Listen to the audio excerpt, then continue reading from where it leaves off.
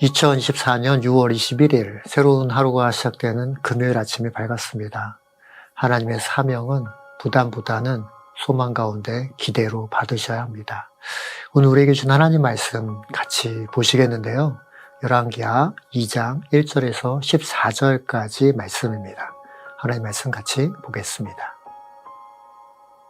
주님께서 엘리야를 회오리 바람에 실어 하늘로 데리고 올라가실 때가 되니 엘리야가 엘리사를 데리고 길가를 떠났다. 길을 가다가 엘리야가 엘리사에게 말하였다. 나는 주님의 분부대로 베델로 가야 한다. 그러나 너는 여기에 남아있거라. 그러나 엘리사는 주님께서 살아계심과 스승께서 살아계심을 두고 맹세합니다. 나는 결코 스승님을 떠나지 않겠습니다. 하고 말하였다.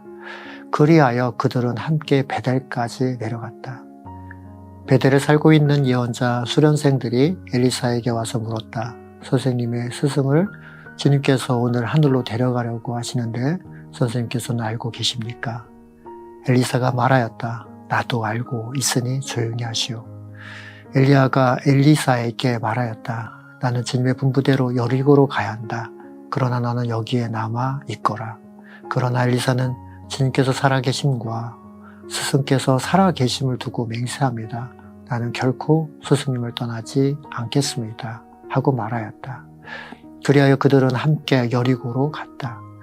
여리고에 살고 있는 예언자 수련생들이 엘리사에게 와서 물었다. 선생님의 스승을 주님께서 오늘 하늘로 데려가시려고 하시는데 선생님께서는 알고 계십니까? 엘리사가 말하였다. 나도 알고 있으니 조용히 하시오. 엘리야가 엘리사에게 말하였다. 나는 주님의 분부대로 요단 강으로 가야 한다. 그러나 너는 여기 남아있거라. 그러나 엘리사는 주님께서 살아계심과 스승께서 살아계심을 두고 맹세합니다. 나는 결코 스승님을 떠나지 않겠습니다. 하고 말하였다. 그리하여 두 사람은 함께 길을 떠났다. 예언자 수련생들 가운데서 10명이 요단강까지 그들을 따라갔다. 엘리야와 엘리사가 요단 강가에 서니 따르던 제자들도 멀찍이 멈춰 섰다. 그때 엘리야가 자기의 겉옷을 벗어 말아서 그것으로 강물을 치니 물이 좌우로 갈라졌다. 두 사람은 물이 마른 강바닥을 밟으며 요단 강을 건너갔다. 요단강 맞은쪽에 이르러 엘리야가 엘리사에게 말하였다. 주님께서 나를 데려가시기 전에 내가 내게 어떻게 해주기를 바라느냐? 엘리사는 엘리야에게 스승님이 가지고 계신 능력을 제게 갑절로 받기를 바랍니다. 하고 대답하였다. 엘리야가 말하였다. 너는 참으로 어려운 것을 요구하는구나. 주님께서 나를 너에게서 데려가시기를 것을 내가 보면 내 소원이 이루어지겠지만 그렇지 않으면 그것이 이루어지지 않을 것이다. 그들이 이야기를 하면서 가고 있는데 갑자기 불병거와 불말이 나타나서 그들 두 사람을 갈라놓더니 엘리야만 회오리 바람에 싣고 하늘로 올라갔다. 엘리사가 이 광경을 보면서 외쳤다. 나의 아버지, 나의 아버지, 이스라엘의 병거이시며 마병이시여. 엘리사는 엘리야를 다시는 볼 수 없었다. 엘리사는 슬픔에 겨워서 자기의 겉옷을 힘껏 잡아당겨 두 조각으로 찢었다. 그리고는 엘리야가 떨어뜨리고 간 겉옷을 들고 돌아와 요단 강가에 서서 엘리야가 떨어뜨리고 간 그 겉옷으로 강물을 치면서 엘리야의 주 하나님, 주님께서는 어디에 계십니까? 하고 외치고 또 물을 치니 강물이 좌우로 갈라졌다. 엘리사가 그리로 강을 건넜다. 우리는 이끌어주던 스승이나 멘토들을 떠나 홀로 서기를 해야 할 때가 있지요. 이제는 따라가기만 하면 될 때가 아니라 이끄는 자로서 홀로 서야 할 때가 있습니다. 오늘 본문의 말씀에서 바로 엘리사가 스승인 엘리야가 떠나는 순간을 맞이하고 있는데요.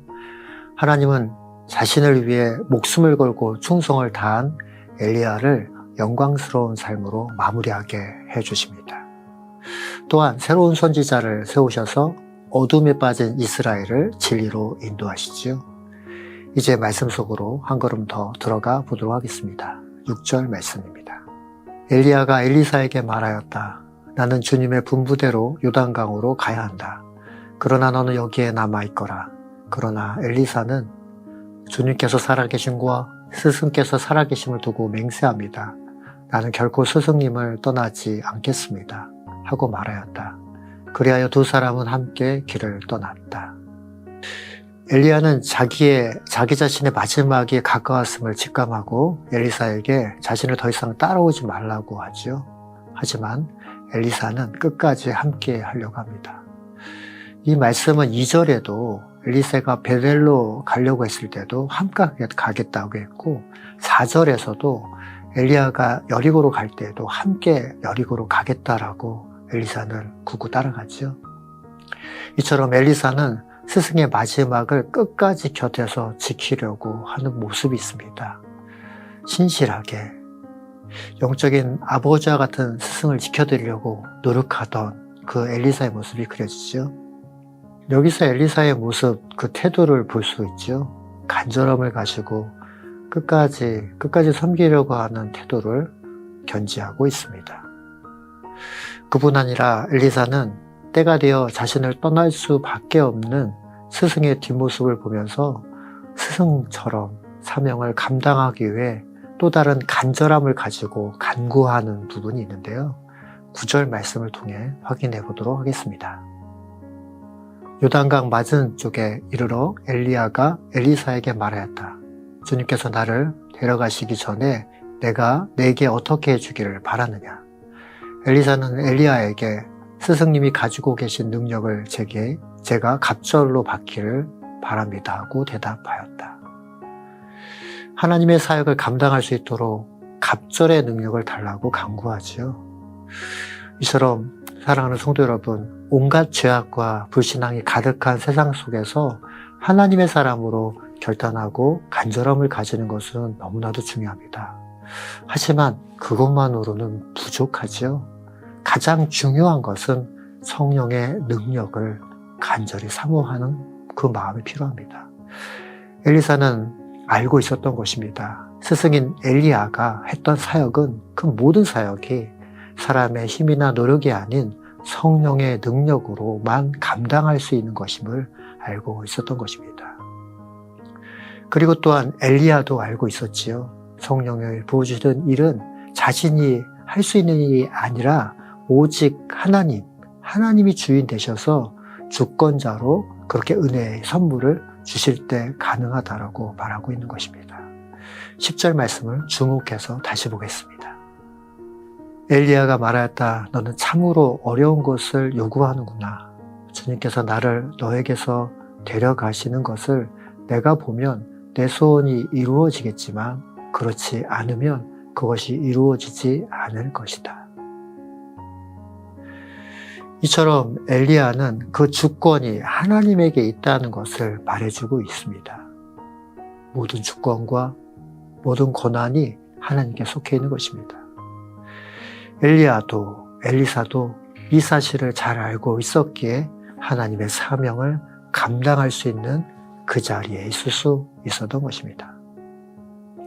사랑하는 성도 여러분, 하나님이 쓰시는 성도는 기본적으로 하나님의 사람들을 사랑하고 배려할 줄 아는 성숙함이 있어야 합니다. 또한 성실함이 있어야 하는 것이죠. 또한 그뿐 아니라 사명을 담당할 수 있는 능력을 하나님께 받기를 간절히 간구하셔야 합니다. 구하고 하나님 말씀을 전적으로 의지하는 사람이 바로 성령의 인도하심을 받는 것입니다. 그렇게 될 때 성령 충만한 하나님의 사람이 되어 하나님의 사명을 감당할 수 있게 되는 것입니다. 성령 충만하다라는 말은 성령의 인도하심을 받는다는 말입니다. 성령의 인도하심을 받는다라는 말은 성령의 감동으로 쓰여져 있는 하나님의 말씀을 주야로 묵상하고 그 말씀 가운데 나의 삶을, 우리 각자의 삶을 살겠다라고 그렇게 결심하고 결정하는 것이죠. 하나님이 쓰시기 편한 그릇 되기 위해 성숙함으로 나아가시고 하나님의 능력을 갈망하고 간구하는 하나님의 사람 되어 성령 충만한 하나님의 사람들이 되어야 합니다. 이것은 그 두 축이 너무나도 중요하고 그 중요하다라는 것은 능력만을 갈망하는 사람이 아니라 하나님의 성품에 동참하여 공의를 행하고 인자를 사랑하며 겸손히 하나님의 뜻을 구하는 성숙함이 같이 있어야 하는 것입니다.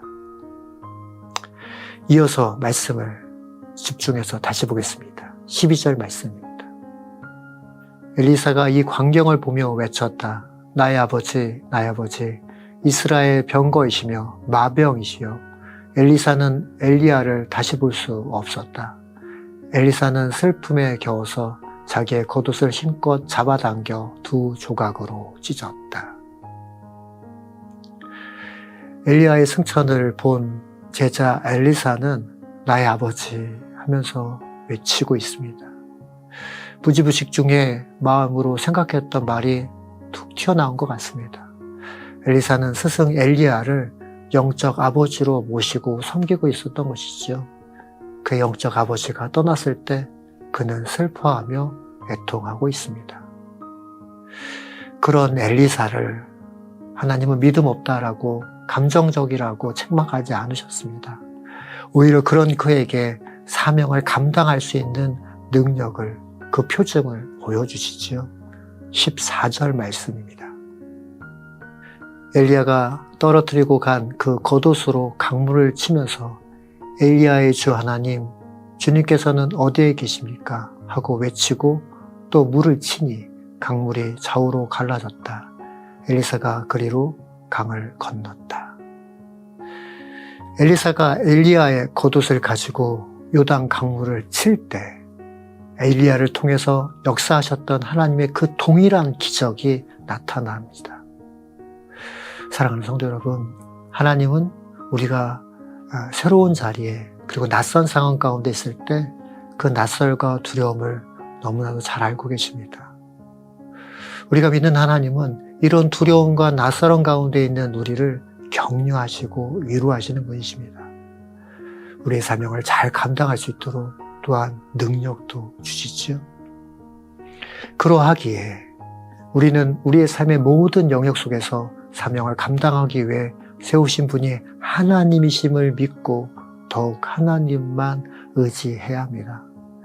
우리의 어려운 상황과 환경을 잘 아시는 하나님이시기에 정직함으로 하나님께 나아가 솔직하게 기도하고 정직함으로 아뢰야 하는 것입니다.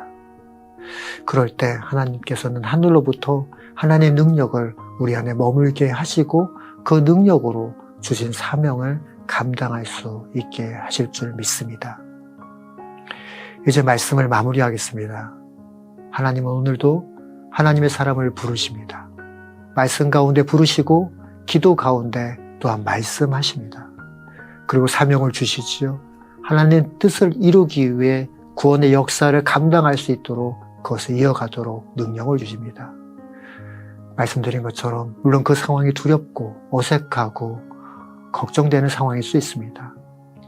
당연히 순간순간 그 걱정에 밀려오는 것도 있다라고 말씀드릴 수 있습니다.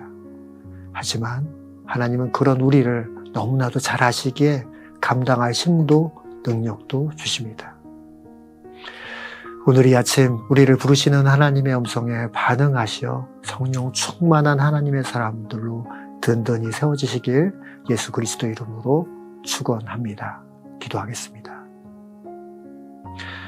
하나님 감사합니다.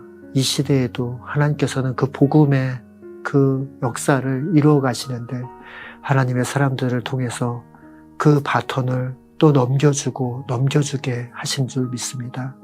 이 시대에 그 복음을 받은 하나님의 사람으로 이제 우리가 부름 받았사오니 우리의 삶의 모든 영역들 가운데서 하나님의 능력을 사모하며 하나님의 성품에 동참하여 하나님의 능력을 이 땅 가운데 아직도 주님을 알지 못하는 자들에게 하나님의 살아계심과 하나님의 사랑을 증거하며 나타내는 하나님의 사람들 다 되게 하여 주옵소서. 이것이 우리의 결심과 우리의 다짐으로 할 수 없게 성령 하나님 붙드시고 인도하셔서 온전하게 주의 뜻만 이루어지는 하나님의 사람들로 우리가 온전하게 세워지게 하여 주옵소서. 오늘도 말씀 가운데 역사하여 주신 하나님께 감사와 찬양 올려드리며 사랑 많으신 예수 그리스도의 이름으로 간절히 기도합니다. 아멘.